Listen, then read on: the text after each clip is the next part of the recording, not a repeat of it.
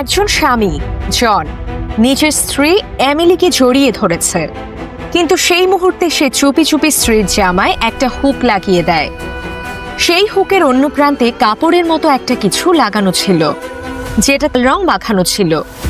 জন সেটা মাটিতে ফেলে দেয়, কিন্তু সে বুঝতেই পারেনি তার পেছনে একজন লোক দাঁড়িয়ে আছে, যার হাতে একটা আয়না। সেই আয়নায় সব কিছুই দেখতে পায় এমিলি, কিন্তু এমিলি তখনই কিছু বলে না, বরং সে ঠিক করে যে তার স্বামীকে সে ফাঁদে ফেলবে। আসলে জন সন্দেহ করছিল যে তার স্ত্রী এমিলি পাশের বাড়ির ডেভিড নামের লোকটার সঙ্গে সম্পর্ক করছে, তাই এই হুক আর রঙের ব্যবস্থা সে করেছে স্ত্রীকে গোপনে অনুসরণ করার জন্য। এরপর জন রঙের দাগ ধরে চুপি চুপি স্ত্রীর পেছন হাঁটতে থাকে।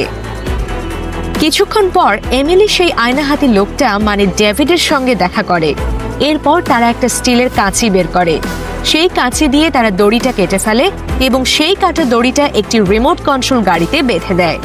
গাড়িটা যখন দূরে চলে যেতে থাকে তখন তারা দুজনেই নিশ্চিন্ত হয়, কারণ এখন আর কেউ তাদের খুঁজে পাবে না ভেবে। এদিকে জন সেই রং অনুসরণ করে এসে পড়ে তাদের পেছনে। তারা দুইজন তাড়াতাড়ি একটা গাছের আড়ালে লুকিয়ে পড়ে।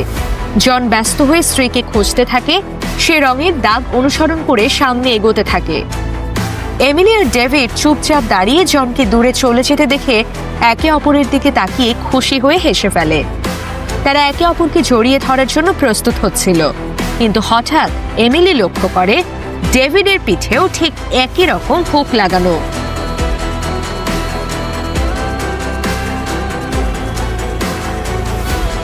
তারা হুক ধরে দেখতে পায় ঘাসের উপর রং লেগে আছে, আর ঠিক তখনই ডেভিডের স্ত্রী সোফিয়া সামনে এসে দাঁড়ায়। আসলে সোফিয়া অনেক আগেই বুঝেছিল যে তার স্বামী কিছু একটা গোপন করছে। এবার তার সন্দেহ একদম ঠিক প্রমাণিত হলো। সে শুধু ডেভিডকে শাস্তি দেয় না, বরং ঠিক করে এই খবর জনকেও জানাবে, যেন এই দুই প্রতারকের কেউই রেহাই না পায়।